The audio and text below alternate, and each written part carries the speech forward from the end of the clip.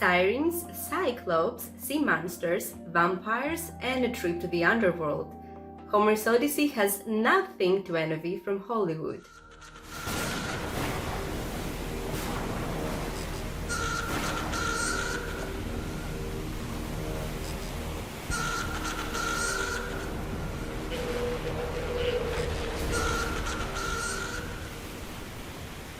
Hello and welcome to another video on Greek mythology from Helinika.com. The character we will be talking about today is Odysseus, who you might know with his Latin name Ulysses. Odysseus is the husband of Penelope, father of Telemachus, and the legendary king of the island of Ithaca in Greece. He is known as being brave, ambitious, and cunning. He is actually the person who came up with the idea of the Trojan horse in the Iliad. However, sometimes he appeared to be overconfident and he faced the wrath of the gods. Today, we will be following his nostos, his adventurous homecoming trip across the Mediterranean. Okay, first let's start with 9 facts about Homer's Odyssey and then we continue with the story.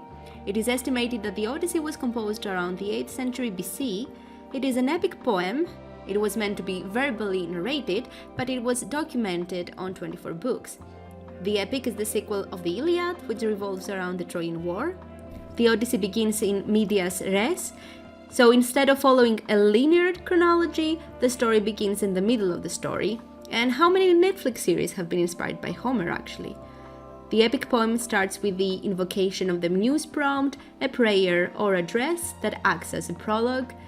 It follows Odysseus, which his Latin name is Ulysses, on his 10-year journey from Troy to his kingdom Ithaca. Odysseus is brave and strong, but his greatest qualities are his cleverness and his ability to come up with quick solutions to gigantic, no pun intended, problems. The Odyssey serves as a cautionary tale for those who tend to brag about their achievement. Ivris, the dangerous overconfidence, will lead you away from your path. Homer's Odyssey stands as an inspiration for countless books, movies, and other forms of artwork. Okay, to begin with, I should clarify that I do recommend that you read all 24 books that narrate the entire story. However, I do understand that you might be preparing for a test, you have to write an essay on this topic, or you just want to get the summary of the Odyssey. And that is what this video is about. Let's start with the first 4 books that describe the situation in Ithaca during Odysseus' absence.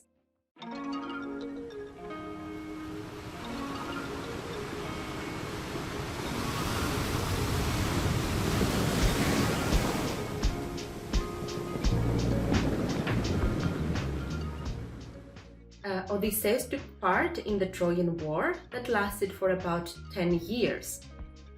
And his kingdom was left at the hands of his wife Penelope and son Telemachus. Penelope is described as loyal, faithful, and patient. She awaits her husband's return and hides away from the countless suitors that visit their kingdom in the hopes of marrying Penelope and ruling Ithaca. Although she dislikes the presence of the 108 suitors, she remains passive. She had told the suitors that she will remarry only once she completed a burial shroud for Odysseus' father. However, every night she unravels the weaving to make sure that it will never be completed. Telemachus is in his teenage years and has started to get angry with the suitors who disrespect his father and create a sense of anarchy in his kingdom. And that is when goddess Athena decides to intervene. She was in favor of really Odysseus, since he was clever enough to come with the idea of the Trojan horse. After asking permission from Zeus, she travels to Ithaca in the form of Mentor, Odysseus' friend. Athena reveals to Telemachus that his father is still alive and will return to the island soon. Telemachus asks for the gods to punish the suitors, and soon 2 eagles appear in the sky, fighting. This was not the final punishment, but rather a bad omen for the greedy suitors who chose to ignore it. Telemachus follows goddess Athena's advice and visits the Peloponnese region, specifically Pylos and Sparta, to investigate his father's disappearance. He had been missing for over 10 years after the end of the Trojan War. The trip should have lasted a few weeks or months. King Menelaus, husband of Helen of Troy, reveals to Telemachus that his father is stranded on the island of Calypso and really wants to come home. At the same time, while Telemachus is gone, the suitors start plotting his assassination. All they want is to take over the beautiful kingdom of Ithaca.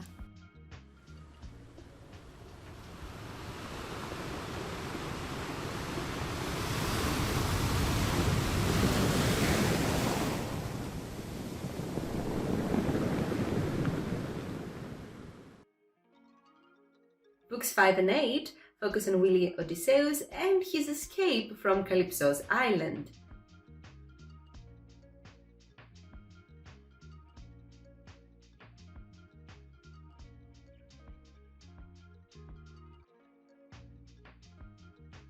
Thanks to goddess Athena's intervention, the gods of Olympus, except Poseidon, agree to allow Odysseus return to his family and kingdom.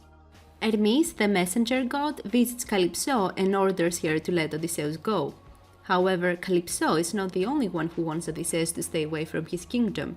Poseidon, the god of the sea, is mad at him, and the reason is revealed later.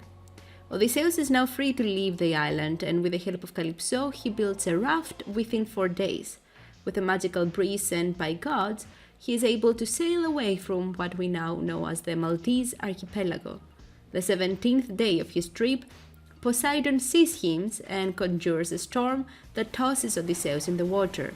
The king is almost drowned. With the help of the goddess Ino, also known as Queen of the Sea, and the goddess Athena, he manages to survive and get ashore. The place he ends up staying is Phaeacia, which is ruled by the king Alcinous, and many scholars believe is located near the island of Corfu. In Phaeacia, a storm-tossed Odysseus meets Alcinous' daughter, Princess Nausicaa. Her female friends are all afraid of him. Odysseus looks similar to Tom Hanks in Castaway, but Nausicaa is instantly attracted to him. The princess wants to lead him to the palace, but is afraid that people will start gossiping if they see him with her. Odysseus is finally led to the palace with the help of Athena, who is in the form of a little girl. At the palace, he is welcomed by Alcinous, who is angered when he learns that his daughter left him find his way alone.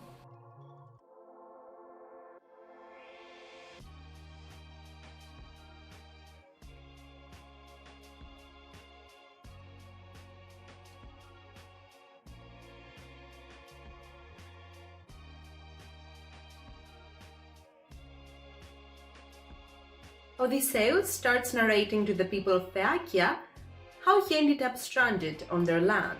So it all started 10 years ago, right after the end of the Trojan War. He and his crew started their nostos, their homecoming trip. 12 ships sailed away, and their first stop was the land of the Cicones, which was located in Thrace.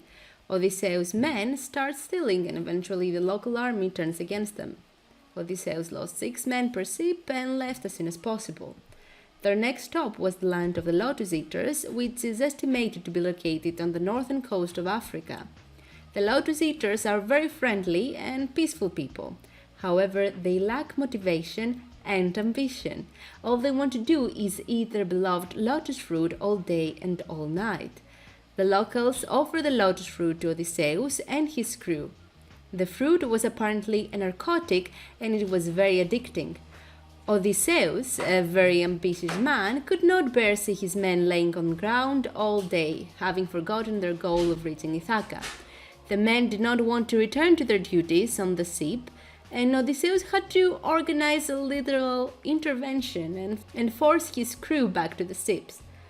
Their next stop was in Sicily, on the land of the Cyclops, a group of gigantic, cannibalistic men with one huge eye on their forehead. What happens when Odysseus comes in contact with them?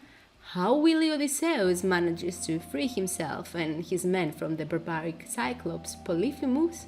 Okay, now we'll have to stop the story here, since it's quite long and it will be separated in 2 parts. Don't forget to subscribe to be notified when the second video will be published. And if you enjoyed watching the first part, don't forget to like and leave a comment down below.